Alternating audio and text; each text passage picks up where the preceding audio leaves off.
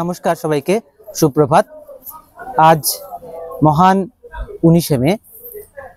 25শে বৈশাখ বললে যেমন আলাদা করে বলতে হয় না সেই দিনটির তাৎপর্য, ঠিক তেমনি 19শে মেও তার আত্মপরিচয় অর্জন করে নিয়েছে। যদিও আরো অনেক পথ চলা বাকি রয়েছে, তবে সেই আত্মপরিচয়কেই সঙ্গী করে আজকে আমাদের এই মহান 19শে মের সেই বাংলা ভাষার অমর সেনানীদের প্রতি আমরা শ্রদ্ধা নিবেদন করব।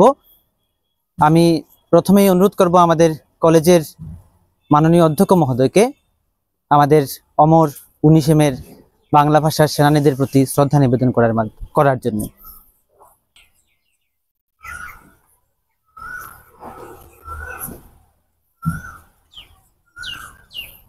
আমাদের মধ্যে চক্রবর্তী মহাশয়, আমি স্যারকে অনুরোধ করব এসে শ্রদ্ধাঞ্জলি নিবেদন করার জন্য।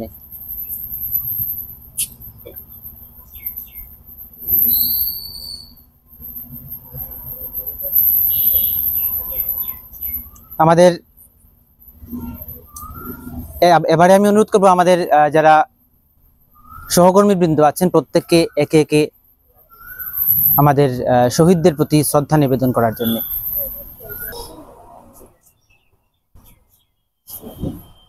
আমি উপস্থিত প্রত্যেককে অনুরোধ করছি একে একে দেওয়ার জন্য।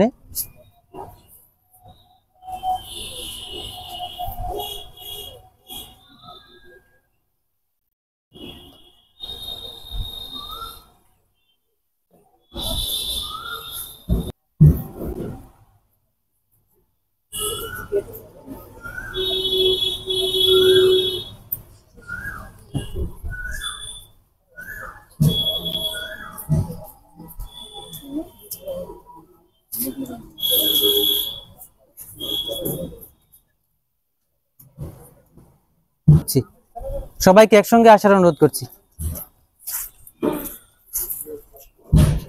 আমরা জানি 21শে ফেব্রুয়ারি আন্তর্জাতিক মাতৃভাষা দিবসের স্বীকৃতি অর্জন করে নিয়েছে। 19শে মে এখনো তার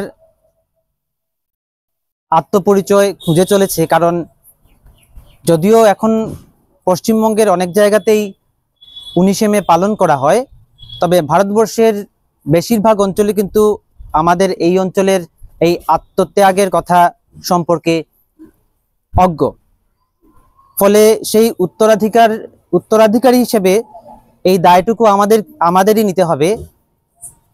আমাদের এই মহান আত্মবলিদানটুকু যেন বিফলে না যায়, এবং আমাদের উত্তরসূরি যারা সেই চেতনাটুকু যেন তাদের মধ্যে আমরা ছড়িয়ে দিতে পারি।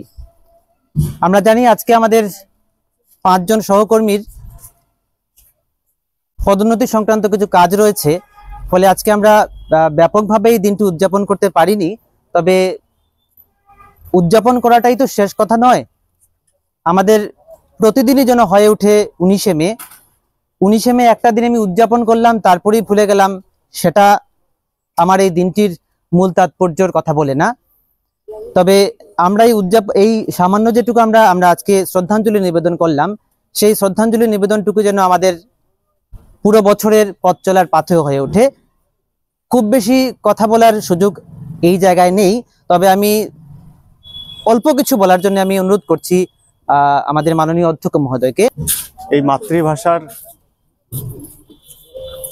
প্রতি যিনাদের অগাধ শ্রদ্ধা ছিল, ওনাদের সেই শ্রদ্ধার আমরা শ্রদ্ধাঞ্জলি দিতে এসেছি। এবং এটা ভারতবর্ষে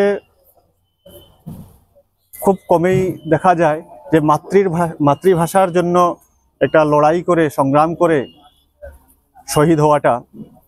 আমরা স্বতন্ত্র ভারতের জন্য সংগ্রাম করতে দেখেছি এবং সেখানে বলিদান হতে দেখেছি, কিন্তু মাতৃভাষার জন্য সেটা খুবই কম আছে। আজকে নিজের মাতৃভাষা হোক, বাংলা হোক, হিন্দি হোক, যেটাই হোক, কিন্তু নিজের মাতৃভাষার প্রতি সেই শ্রদ্ধা এবং প্রেম আমরা বলে থাকি যে আমাদের ছেলে মেয়েদেরকে আমাদেরকে মাতৃভাষার কথা বলার জন্য, শিক্ষা দেওয়ার জন্য আমাদের যে শিক্ষা সংস্কৃতি এবং যেগুলি আছে সেগুলি আমাদের যাতে নিজের ভাষা সম্পর্কেও ছেলেমেয়েরা অবগত হন। আজকে আমরা সেটাই বলেছি যে আমাদের স্যার বলেছেন যে মাতৃভাষার শুধু আমরা 19শে মে পালন করে নিব সেটা না, আমাদের সারা বছরেই কিছু না কিছু করতে হবে। আজকে এই মহান দিনে আমাদের এই মাতৃভাষার যারা আত্মবলিদান করেছেন ওনাদের প্রতি আমি শ্রদ্ধাঞ্জলি জানাই এবং আশা করি যে আমরা যাতে এই শ্রদ্ধাঞ্জলিটা শুধু একদিনে পালন না করে সারা বছর কিছু না কিছু করে থাকি। ধন্যবাদ সবাইকে। আমাদের যে 11 জন শহীদ যারা জীবন দিয়েছিলেন আমাদের ভাষার মান রক্ষার্থে, তাদের প্রতি আমার প্রথমেই সশ্রদ্ধ প্রণাম। এটার একটা ইতিহাস প্রেক্ষাপট ভীষণভাবে আছে যেটা আমাদের জানা প্রয়োজন। আমি বক্তব্য খুব দীর্ঘায়িত করব না, জাস্ট দু একটা কথা বলবো। আমরা জানি 1960-তে আসাম প্রদেশ কংগ্রেস কমিটি একটা অসাংবিধানিক ডিসিশন নিয়েছিল। সেটাতে ছিল যে আসামের জন্য অসমীয়া ভাষাকে কম্পালসারি করা, এবং তার পরিপ্রেক্ষিতে আমরা জানি সেই সময় আসামের বিভিন্ন জায়গাতে একটা ভাষিক দাঙ্গার সৃষ্টি হয়েছিল। এবং পরবর্তী পর্যায়ে আমরা জানি বিমলা প্রসাদ চালিয়ার নেতৃত্বে সেই অফিসিয়াল ল্যাঙ্গুয়েজ অ্যাক্ট আসে, যেটার মধ্যে অসমীয়া ভাষাকে পুরো আসামের জন্য বাধ্যতামূলক করা হয়।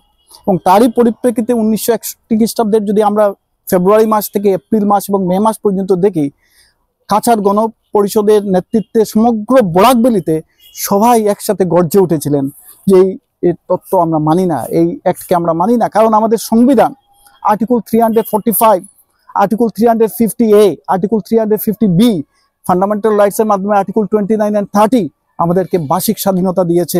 প্রত্যেকটা জনজাতি, প্রত্যেকটা গোষ্ঠী তার নিজের ভাষাকে স্বতন্ত্রভাবে ইউজ করতে পারবে, প্রয়োগ করতে পারবে, তার অধিকার আমাদের সংবিধান দিয়েছে। তো সেই সংবিধানের অধিকারকে বঞ্চিত করে, আমাদেরকে বঞ্চিত করে কিভাবে একটা সরকার সেই অসমীয়া ভাষাকে সবার উপরে থুপে দিয়েছিল, তার প্রতিবাদে যখন বরাকবাসী গর্জে উঠলো, আমরা জানি সেই 19শে মে সেই ভীষণ একটা দুঃখের ঘটনা ঘটে। এবং আমি সেই ঘটনাকে সেই জালিয়ানওয়ালাবাগের ঘটনার সাথে তুলনা করতে পারবো, যখন আমরা জানি নিরীহ মানুষের উপর অকথ্য অত্যাচার ব্রিটিশ গভর্নমেন্ট করেছিল।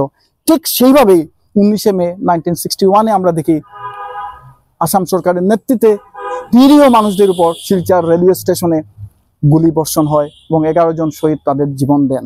কিন্তু সেই জীবনটা দেওয়াটা বৃথা যায়নি।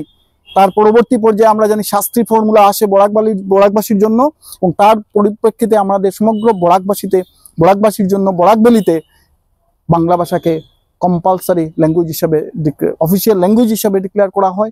তার পরিপ্রেক্ষিতে আজকের যে আমাদের নবপ্রজন্ম, তারা যে এই ভাষাকে অফিসিয়াল ল্যাঙ্গুয়েজ হিসাবে, তাদের মাধ্যম হিসাবে, বাংলা মাধ্যম হিসাবে পড়াশোনা করতে পারছে, তার জন্য আমরা সেই 11 জন মহান ব্যক্তিকে প্রণাম জানাই। তাদের বলিদান আমাদেরকে উৎসাহ দেবে, উৎসাহের সঞ্চার করবে এবং সবার মধ্যে, নবপ্রজন্মের মধ্যে একটা আত্মবিশ্বাসের জাগৃতি করবে, সেই আশা রেখে কলেজের সবাইকে আমি আজকের এই ছোট্ট একটা অনুষ্ঠান আয়োজন করার জন্য, এবং আশা রাখবো যেটা আমাদের অধ্যক্ষ মহোদয় বললেন, সেটা কেবল 19শে মেতে সীমিত না রেখে যদি বৎসরের আরো কয়েকটা দিনে আমরা সেটাকে উদযাপিত করতে পারি, তো সেই বার্তাটুকু আমাদের সবার মধ্যে পৌঁছে যাবে।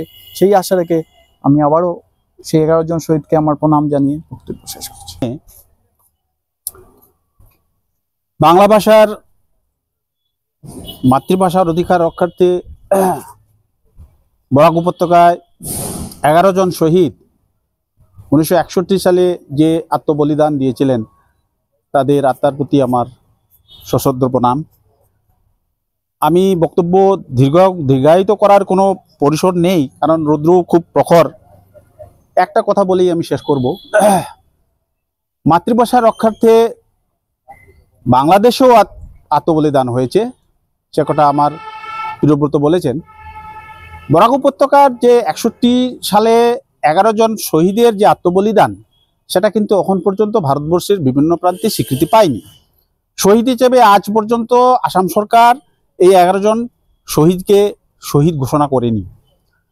আমার বক্তব্য হচ্ছে, মাতৃভাষা একটা শুধু ভাষা নয়, এই ভাষাটার সঙ্গে জড়িত আছে জাতির ঐতিহ্য, জাতির পরিচয় এবং একটা জাতির ভাবনা, যার ফলে মাতৃভাষার যে গুরুত্ব সেটা আজকের প্রজন্মের মানুষ বোঝা উচিত।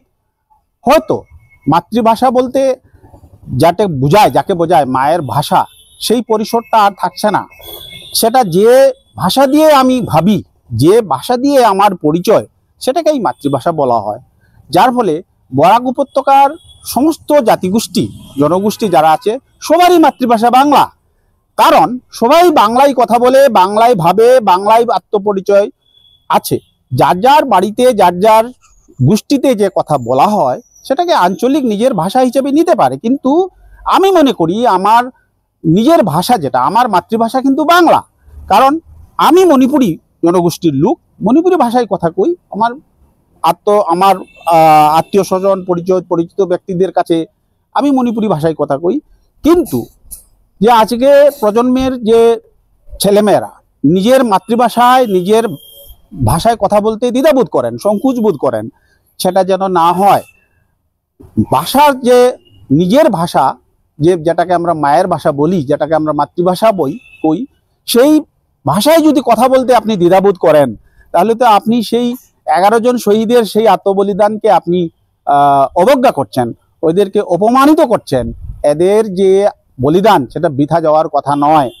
আমি অনেক কিছু বলা যায়, তবে আজকের এই পরিসরে বিশেষ বলা যাবে না। আমি এখানে আমার কথাগুলো আমি সংক্ষিপ্ত করলাম। সবার কাছে আমার অনুরোধ, সবাই যেন নিজের মাতৃভাষায় কথা বলে, নিজের মাতৃভাষায় যোগাযোগ, অন্যের কাছে যোগাযোগ যেটা গোষ্ঠীর মধ্যে, এটার জন্য থাকে। এই বলে আমার কথাটা এখানে শেষ করলাম।